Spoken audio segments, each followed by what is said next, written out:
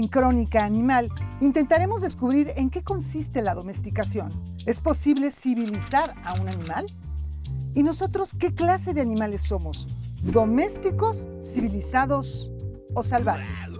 Hablaremos de gatos asilvestrados, chimpancés que comen con cubiertos, niños cimarrones, sátiros, centauros, chaneques e incluso Pie Grande, Sasquatch, tiene una aparición especial.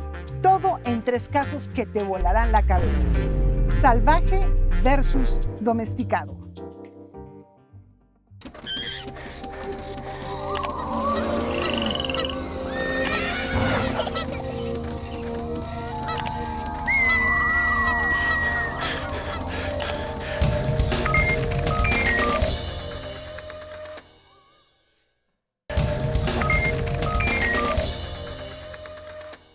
Los Olivos, Santa Bárbara, California. El mayor astro del pop de la historia se ha mudado a una tierra de fantasía construida a la medida de un hombre de 29 años que desea seguir anclado en la infancia, inspirado en Peter Pan y deseando recuperar su propia niñez perdida. Neverland. El rey del pop, Michael Jackson, ha sido una estrella desde los 5 años de edad, cuando se presentaba al lado de los Jackson 5 como vocalista principal. Pero su talento daba para mucho más. Su padre, el legendario y cruel Joseph, lo sabía. No había tiempo para ser un niño normal. Para cuando adquiere el rancho en el que fundará la mansión y parque de diversiones Neverland, Michael es la mayor estrella en la historia de la música. El mundo ha enloquecido con producciones como Off the Wall y Thriller. Está a punto de iniciar una nueva etapa en esta propiedad de ensueño y con el delirante éxito de su nuevo disco, Bad. No se confundan, esta vez no hablaremos de las acusaciones de abuso hechas a Michael Jackson. De hecho, el protagonista de esta crónica no es el rey del pop, sino Bubbles, el chimpancé al que Jackson considera su hijo según sus palabras. Vamos con él, quien merece un lugar en la historia del pop por derecho propio. El chimpancé civilizado. Bubbles convivirá con su padre adoptivo. Seguramente se bañará en esta lujosa tina y será atendido por el personal al servicio exclusivo del cantante, además de su entrenador personal, Bob Don. A diferencia del resto de los animales que viven en el rancho de 2.700 acres, jirafas, llamas, orangutanes, quienes se encuentran recluidos en el zoológico del rancho, Bubbles es tratado como el integrante de la familia Jackson que es. Incluso visitará a los ejemplares del zoológico. Come en la mesa principal, ve televisión, sabe usar el baño, acompaña a Michael a sus ensayos, grabaciones y giras. Se viste igual que él. De hecho, es también una celebridad con la que todos quieren convivir y fotografiarse. Es un chimpancé civilizado. ¿What? ¿Qué dije? Según la definición de la Real Academia Española de la Lengua, civilizado significa educado, cortés, correcto, refinado, ilustre, sociable, culto. Bubbles lo era. El zoólogo de la Universidad de St. Andrews, Escocia, Andrew Whitton, dice que los animales tienen la capacidad de crear tradiciones culturales similares a las de los humanos. En el estudio publicado por la revista Science y citado en el portal de BBC News, los animales, dice, pueden compartir y transmitir generacionalmente conocimientos y comportamientos mediante la enseñanza de padres a hijos o la observación a los miembros de su misma especie. ¿Cuáles? Por ejemplo, uso de herramientas como en el caso de los cuervos, buitres, chimpancés, gorilas, nutrias, delfines, pulpos y hasta cocodrilos. Métodos curativos. Por ejemplo, los orangutanes conocen y usan las propiedades medicinales de las lianas para tratar sus heridas.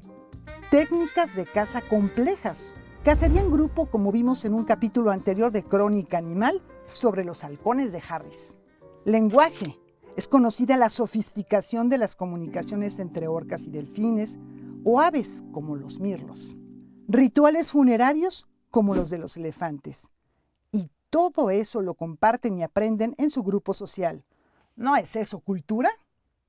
Volveremos al caso de Bubbles un poco más adelante para conocer los incidentes que lo llevaron a separarse de Michael Jackson y cuál fue su destino. Bueno, el de Bubbles, porque el de Michael Jackson ya lo conocemos. Vamos con nuestro segundo caso. Nos preguntamos si los animales pueden ser domesticados, inculturados, de cierta forma civilizados. ¿Los seres humanos podemos ser asilvestrados? ¿Qué tanto hay de bestialidad en lo humano? ¿Qué tanto queda de bestialidad en lo humano? El hombre salvaje. Nos aterra ese animal que sabemos que existe dentro de nosotros y tal vez por ello lo representamos de las maneras más bizarras. En los años 50 y 60 del siglo pasado, tiempos de Guerra Fría, crecimiento industrial y demográfico, viajes espaciales y descubrimiento del ADN, contracultura y rock and roll, la sociedad tenía un nuevo motivo de fascinación y terror. Los periódicos mostraban fotografías supuestamente reales de una criatura legendaria. Pie grande, Bigfoot, Sasquatch. Este ser emparentado con Yeti, el abominable hombre de las nieves, era un homínido, un humano asilvestrado de enormes proporciones y fuerza hercúlea. La mesa para explotar el terror social estaba puesta. A lo largo de los siguientes años, los pasquines y la industria audiovisual exprimieron el mito hasta la última gota. Se le veían documentales, series y películas, unas peores que otras. Pero esto no tenía nada de nuevo. En la antigua Grecia y en la Europa medieval ya se hablaba y se representaba al homines silvestres. Es interesantísimo, Laura, ese tema del Homo silvestris, del agrioi en griego. Es un mito antiquísimo, incluso tiene sus raíces en la epopeya de Gilgamesh, pero es un mito antiquísimo y que todavía está vivo hoy en día, eso es lo interesante. Originalmente es la idea de que hay unos humanos que tienen un lado bestial. Desde luego los griegos sabían que los humanos somos animales. Grandes artistas retrataron a estos seres en los que se depositaba la moral de la época a conveniencia. Esos seres salvajes en la Grecia antigua pues eran los sátiros, eran los centauros, etc. Siempre mezcla de un animal y del humano. En la Edad Media, esos seres, lo que tienen de animal son de cuerpo completamente humano, no están mezclados con patas de cabra, ni caballo, ni nada, pero son completamente peludos y andan desnudos. En general es la idea de que hay un lado bestial en el hombre, peligroso, agresivo, malvado. Es momento de presentarles nuestro tercer caso en el que conoceremos a los fundadores de Gatos Pingos AC. Arturo e Ivonne son una mezcla de espías, negociadores, psicólogos y deportistas extremos. Conoceremos algunos de los felinos más entrañables de su casa refugio y los casos con más altos niveles de adrenalina en los que se han involucrado en el mundo de los llamados gatos ferales. Animales ferales. Para todo, ¿qué es, para empezar, un animal feral? Para entender el concepto de feralización, debemos comprender primero qué es domesticación. Todo comienza ahí. Por fortuna, contamos con Beatriz Banda, profesora de medicina veterinaria e investigadora en el área de bioética. Doctora, ilumínanos. Bueno, actualmente hay como varias corrientes, algunas se contradicen, porque justo se puso muy en boga de que qué es la domesticación, si el domesticar viene del dominar, pero el doméstico viene del latín domus, que es la casa, ¿no? Entonces, el domine es el dueño de la casa, la domus es la casa, y entonces el animal doméstico es el que vive en la domus con el domine. Entonces, son animales que pueden vivir en tu casa. Una escena del glorioso libro El Principito de Antoine de Saint-Exupéry permite acercarnos a la idea de domesticación. El zorro le dice al Principito: domestícame, y con ello inicia uno de los diálogos más profundos y poéticos del libro. En este contexto, domesticar no significa someter, sino crear lazos. volverse especial el uno para el otro. El zorro explica que al domesticarlo, el Principito dejará de ser solo un niño más y él dejará de ser solo un zorro más. Uno solo entiende lo que domestica. Los hombres ya no tienen tiempo de entender nada. Compran cosas hechas en las tiendas, pero como no existen tiendas de amigos, los hombres ya no tienen amigos. Ya decía la doctora Beatriz Banda que hay muchas corrientes de pensamiento en torno a la domesticación. El antropólogo James C. Scott lanzó una de las más revolucionarias. Sostiene que junto con la domesticación de plantas y animales que ocurrió cuando nos volvimos sedentarios, también los seres humanos fuimos domesticados. A los arrogantes integrantes de nuestra especie no nos gusta esto. Preferimos hablar de civilización. Es mucho más chic. James C. Scott dice que la domesticación modificó la composición genética y la morfología de los cultivos y los animales en torno a la domus, a la casa, al hogar. Pero el ser humano también fue modificado con esta nueva forma de vida. Esto marca un cambio en nuestra narrativa civilizatoria, en la que todo gira alrededor del ser humano. Aquí vemos que nuestra especie es parte de un proceso complejo de mutua dependencia con el entorno. Los animales al principio hicieron una simbiosis con los humanos porque obtenían refugio, comidita, calorcito.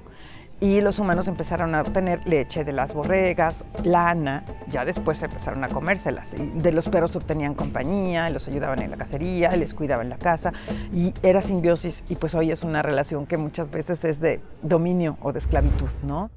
La doctora Beatriz Banda nos explica que existe solo una decena de animales que permitieron la domesticación.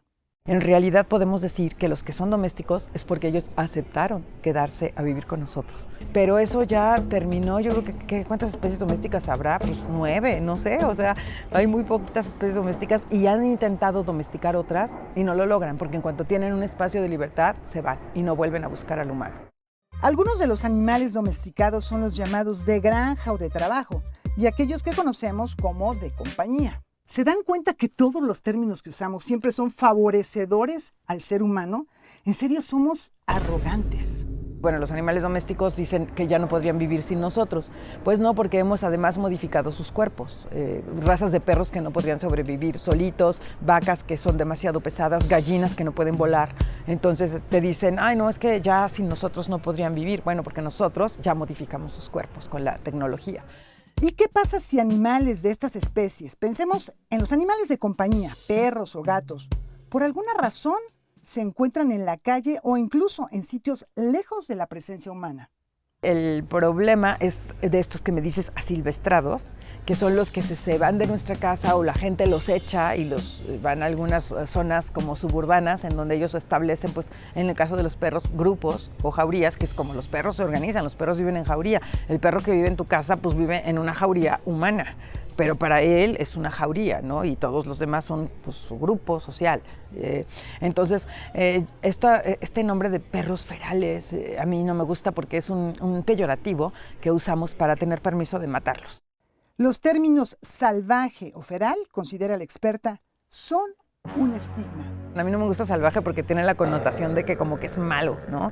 Y silvestre, pues es que viene del latín silvos, que significa bosque.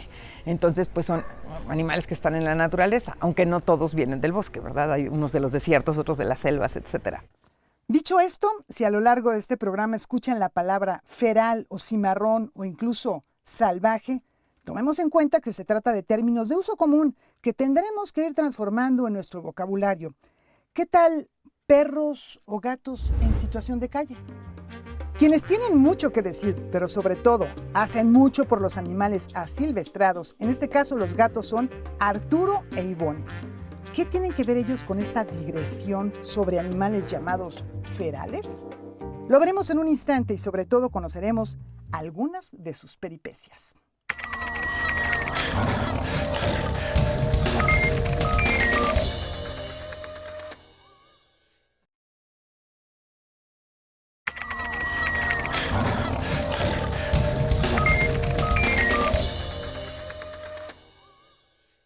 En En el segmento anterior conocimos al chimpancé Bubbles, que en los años 80 alcanzó la celebridad al lado de su autodenominado padre, Michael Jackson.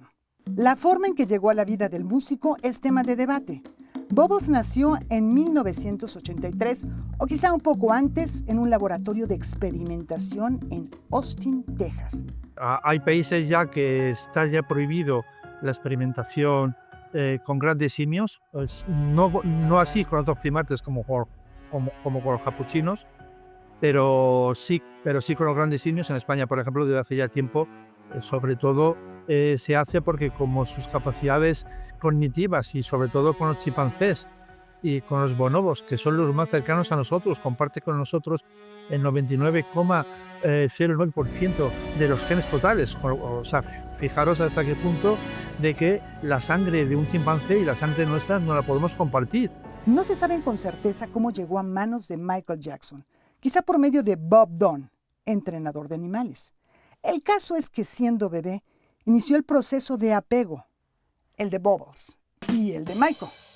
No se puede negar que había un amor y dependencia mutua, a pesar de que hoy en día, y ya desde entonces, todos los estudios indicaban que alienar a los animales silvestres de sus semejantes y de su entorno natural es aberrante. De pequeño los chimpancés pueden parecer bebés humanos, son curiosos, cariñosos, juguetones, incluso pues pueden aprender a usar pañales, a beber en biberón, a comer con la cuchara, pero sin embargo de 5 a 7 años pues empiezan a desarrollar su fuerza natural. El mono se viste de seda.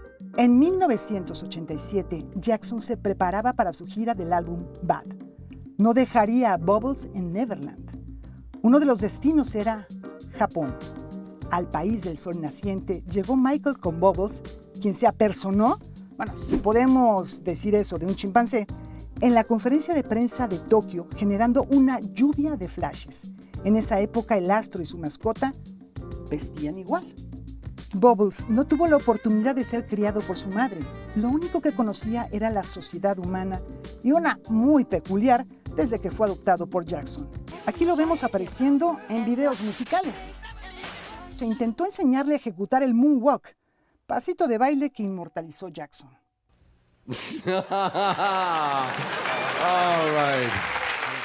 Incluso se presentaba en programas televisivos sin la presencia de Michael. Por sí mismo, ascendió al nivel de estrella mediática. En Tokio empezaron a darse ciertas situaciones que denotaban que no todo estaba bien con Bubbles. Por otro lado, durante una colaboración entre Jackson y Freddie Mercury, el vocalista de Queen no soportó las travesuras de Bubbles en el estudio y abandonó la grabación. Bubbles estaba madurando y empezó a mostrar mal comportamiento. Para las expectativas humanas, claro está. El chimpancé se había inculturado, es decir, asimilado a una cultura que no es la suya como especie. No conocen a ninguno de su especie, de ninguna de las formas, y entonces él se ve cuando ya llega a mayor, 7, 8, 9 años, pues aparte de tener esa fuerza descomunal que tienen, una fuerza tremenda, pues empiezan a desarrollar agresividad, estrés crónico y conducta de fuga. No podía vivir entre los humanos en fiestas y conciertos, pero tampoco podría sobrevivir en una selva tropical en Nigeria o Tanzania. Al no saber cómo comportarse, Bubbles comenzó a ser disruptivo, mentalmente inestable. Con el tiempo, empezó a dejar de ser visto en público. Se le dejaba a cargo de su entrenador Bob Dunn. El actor Eddie Murphy narró el estado ingobernable de Bubbles. You know, I met Bubbles, but Bubbles Bubbles had gotten too old. Bubbles was in the cage, like tripping, like, ah! And Michael's like, don't go near the cage. Con el nacimiento de su primer hijo, este sí biológico, Michael dejó a Bubbles al cuidado de su entrenador, quien se hacía cargo como podía de otros ejemplares, sin contar con las condiciones apropiadas. Animales ferales. Casi todos los rescatistas de animales tuvieron su momento. ¡Ajá! Este fue el de Arturo, cofundador de Gatos Pingos AC. Yo soy Arturo Jiménez Ayala, soy director general de Gatos Pingos AC. Somos una asociación civil formal y legalmente constituida que hacemos muchas actividades en cuanto a protección y bienestar de animales, pero nos enfocamos o nos especializamos en gatos, y más en gatos ferales, en gatos de difícil manejo, en gatos callejeros. La historia fue un gato que llegó a una casa que teníamos en condiciones herido, bueno, muy mal. Y por ese gato empezamos a conocer veterinarios, empezamos a conocer casos, empezamos a observar, que es muy importante, ¿no? Y dentro de esta observación dimos con una colonia de gatos ferales donde vivíamos. Pronto descubrió que no bastaba con alimentarlos o darles de beber. Dimos con el método TNR, Strop Newton Return, captura, esteriliza, libera, que es este método para poder ayudarlos. ¿Dónde se encuentran estos animales? Gatos que lamentablemente hay por todos lados, es la realidad y lo triste. Lugares en donde pues no deberían de haber gatos los hay porque hay las condiciones, porque hay fuentes de alimento, porque hay refugio, porque alrededor hay gente que le permite salir a sus animales sin estar esterilizados. Arturo nos habló de los prejuicios que pesan sobre los gatos llamados ferales, es decir, en situación de calle. Hay mucha información, pero lamentablemente hay de todo, ¿no? Y mucha es errónea, ¿no? El hecho de que vivan en condición de calle o que sean callejeros no quiere decir que sean peligrosos o agresivos. Al contrario, son gatos muy miedosos. Difícilmente un gato va a llegar a atacar a alguien, ¿no? Sería muy raro el caso. Pero lo que ellos hacen es, en cuanto ven alguna presencia de un humano, lo que hacen es huir, ¿no? ¿Cómo distinguir a un gato asilvestrado de uno que quizá escapó de casa por alguna razón o fue abandonado? El hecho de que vean a un animal en la calle no quiere decir que sea un gato feral, ¿no? El hecho también de que ustedes vean, puede ser un gato doméstico, ¿no? Y que el tutor sea una persona irresponsable y le permite salir, ¿no? Las situaciones a las que Arturo e Ivonne se enfrentan normalmente son resultado de la procrastinación tan propia del ser humano. Dejamos correr los problemas hasta que la olla de presión está a punto de estallar o ya nos explotó en las manos. La gente nos busca porque ya existe una problemática en cuanto a sobrepoblación de gatos. Ya, lamentablemente también existen casos de maltrato y la gente pues, rara vez planea, ¿no? Como que voy a esterilizar antes de que se hagan más y buscarme algún problema con los vecinos o en algún sitio, ¿no? Es entonces cuando Arturo e Ivonne entran al rescate, escuchan el problema y se involucran. Realizan una labor de concientización y mediación. La gente nos busca, nos platica cuál es la problemática y con base en esto les pedimos información, vamos, ¿no? Dependiendo de los lugares, pues oficios, negociaciones, etcétera. Luego viene la gestión e investigación detectivesca. Ace Ventura, Pet Detective. No exactamente así. Aquí hay una estrategia cuidadosamente diseñada antes de pasar a la acción. Y con base en estas fotografías, videos, charlas, es que planeamos el TNR, es que nos preparamos para llevar jaulas, trampas, fármacos, medicamentos en particular para poder ayudar a los gatos, ¿no? Y lo hacemos todo en un solo día. Hay que actuar con sigilo y la precisión de un reloj atómico. Un solo error de cálculo y el trabajo de días podría perderse. Una vez atrapados, viene la parte más importante del proceso. Se aplican medicamentos de larga duración, tanto analgésicos como antibióticos, se esterilizan. Las cirugías que se realizan son cirugías de mínima invasión, que son la técnica que se llama Quick Spay, que son incisiones de 1 a 2 centímetros, es muy pequeñita la incisión. Se les hace la muesca. La muesca es bien importante, es un corte recto en la punta de la oreja izquierda. Es una marca internacional que sirve para identificar a distancia que el gato que tiene esa marca ya está esterilizado, ¿no? Y también por salud pública es bien importante desparasitar y vacunar contra rabia. Después de eso se resguardan 18 horas para que se recuperen de la anestesia, no de la cirugía porque es algo muy pequeño y muy rápido, sino de la anestesia y se puedan liberar totalmente despiertos en el mismo lugar en donde se capturaron. En el próximo capítulo de Crónica Animal, sé que muchos dirán que es terrible que los gatos deban regresar a las calles. En la última parte de esta crónica les explicaremos por qué esto no es posible. Además, Ivonne nos presenta a algunos de sus meninos y nos contará situaciones límite a las que se han enfrentado y cómo las resolvieron. Gatos que lamentablemente hay por todos lados, es la realidad y lo triste. Conoceremos el destino final de Bubbles, el chimpancé más famoso de la cultura pop. Vivió terribles momentos de depresión, soledad e inadaptación. Bueno, lo que está claro es que su parentesco con nosotros no es licencia para encerrarlos, tiene que ser una llamada urgente para que sean liberados. Si en el pasado pensamos en el salvaje como alguien que no ha alcanzado la civilización, la domesticación, que está más cerca de lo natural que el resto de la sociedad, ¿cuál será el salvaje del futuro? Porque esos salvajes del futuro en realidad ya hace tiempo que llegaron.